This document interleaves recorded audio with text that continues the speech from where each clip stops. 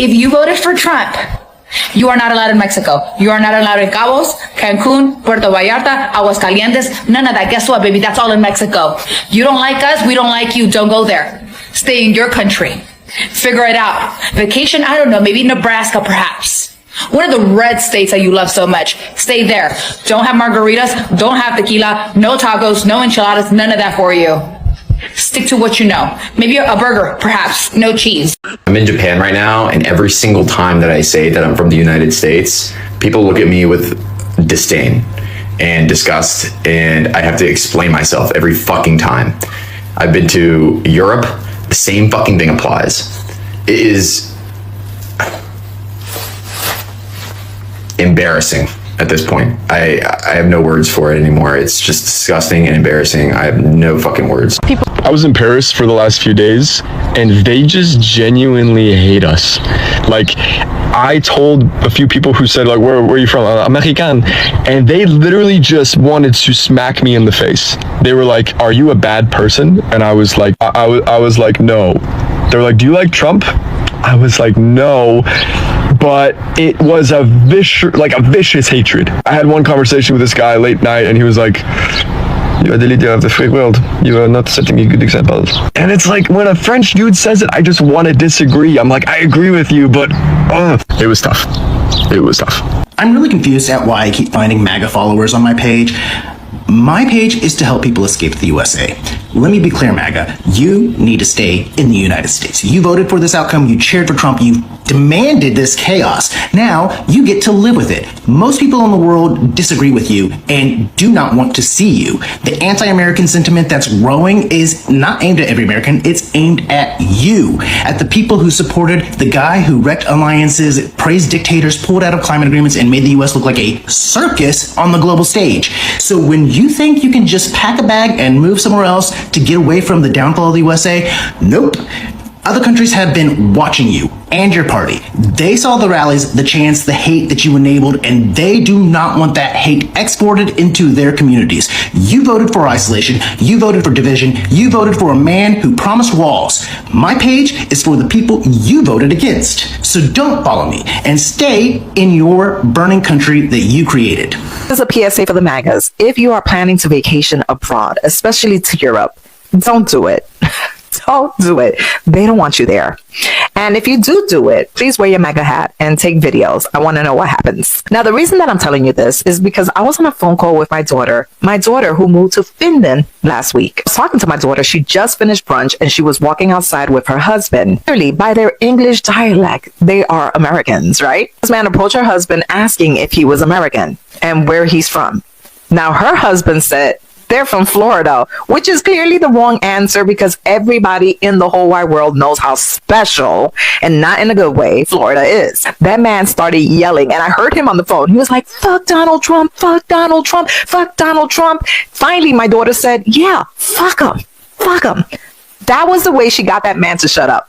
Then her husband, who is Chilean, said, hey, I speak Spanish. I'm from Chile. Really, I'm originally from Chile. Dude, you should have said that in the beginning, because didn't I tell you that if you're Latino, you need to use that card? Now, my daughter was able to calm down the guy because she agrees with his statement. And you got to understand that these Europeans are able to voice their opinion because what Donald Trump is doing is affecting the whole wide world. This war didn't need to happen. This was a choice, and he definitely chose wrong. So I'm definitely going to allow him to have his voice. So when I go over there to Finland in about a month, I'm hoping I can get people on camera to tell you exactly what I'm saying right now to you, that they don't want you over there and that they believe he's the worst president ever. Anyway, you guys have a blessed day. Hey. Yes, I just found out that I'm like dying. Oh my God. Wow. Yeah, I need to get this surgery or I'm gonna die. Yeah, no, totally. So can I get that? Yeah. And how much did you work this month? How much? I'm sorry. Yeah. So we just made a new rule that like if you want to deserve to like live, you need to be working 80 hours per month and like report that on our portal. Why? We're just trying to make sure that people aren't like taking advantage of our system. You know, like there's all these like able-bodied young men who aren't getting jobs. They're just like sitting on their couches playing video games. You know, like there's like able-bodied. After we finish defeating Iran, which is being very badly defeated, pretty soon I'll be declaring the Hormuz Strait a territory of the United States.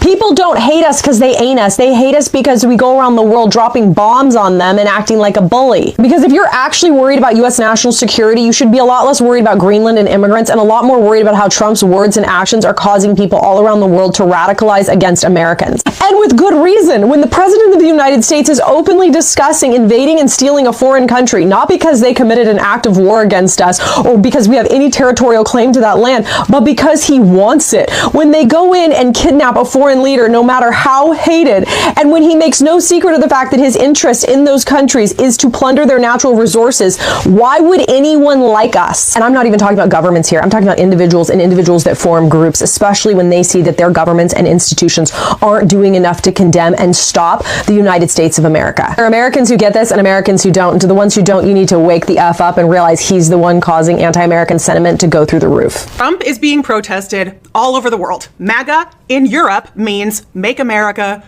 go away. Europe is also wondering, where are all the adults in the USA? And this sign, it's my favorite. It's fucking brilliant.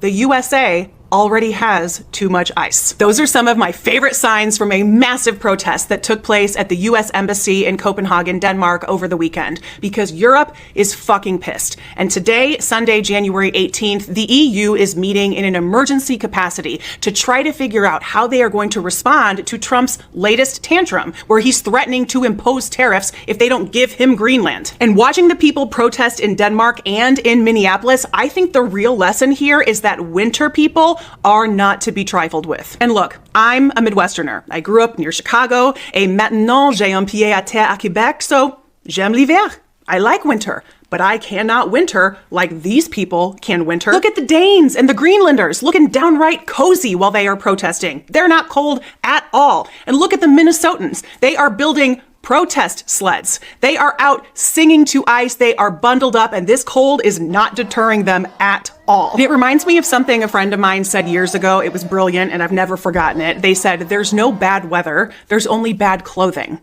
And I'm keeping that in mind, because we gonna be protesting for the long haul, y'all, and we cannot wait for nice weather to do it. So gotta up the gear. That moment when you go into a Northern Ireland bar and are immediately accused of being a bad person because you're from the United States. Well, that's kind of odd. I travel around a bit. I got a couple stamps in the old passport. I've never had anyone assume I'm a bad person just because I'm an American. Luckily, she did a story time, and we can find out why. Gave us our pints, what have you. Then the gentleman said, "Are you American?" And I said, "Yes, we're American." And I'm not lying to you when I say it instantly went from, "Yes, I'm American," to, "Well, who'd you vote for?" Exactly. I'd ask. And I kind of was just shocked. I'm like, wow, that was very direct. And I said, we're on vacation. We're trying to get away from all of that. We don't really want to talk about it. Which means she voted for Trump. I've never met anyone that voted for Kamala Harris, Joe Biden, Barack Obama, ever be embarrassed about their vote or forthcoming about it. There's only one group of people that won't tell you who they voted for, which is how you know who they voted for. The absolute audacity to think that you get to vote for Donald Trump, who's starting wars across the world, who is very anti-Palestine when Ireland is extremely pro-Palestine. The audacity to even visit other countries with the way you want people treated in this country. Now, she tried to say, oh, y'all don't know who I voted for. Y'all know who I voted for. Well, you didn't delete all your reposts. Oh, so you really don't care about illegal immigrants being detained by ICE and families being separated? No. No. And you're surprised people in other countries don't want you there.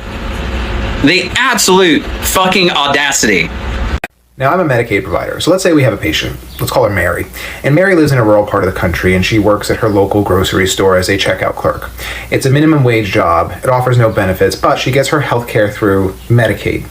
Now, times are hard, and her grocery store got hit particularly hard by tariffs and supply chain issues, so they have to lay Mary off. Now, Mary is scrambling to find a job so that she can stay eligible for Medicaid. But unfortunately, a lot of people in her small town got hit by these layoffs, and there really isn't much work to be had. And the nearest town with work is about a 35-minute drive away, but unfortunately, Mary doesn't have a car, and the public transportation system in her town is particularly dismal.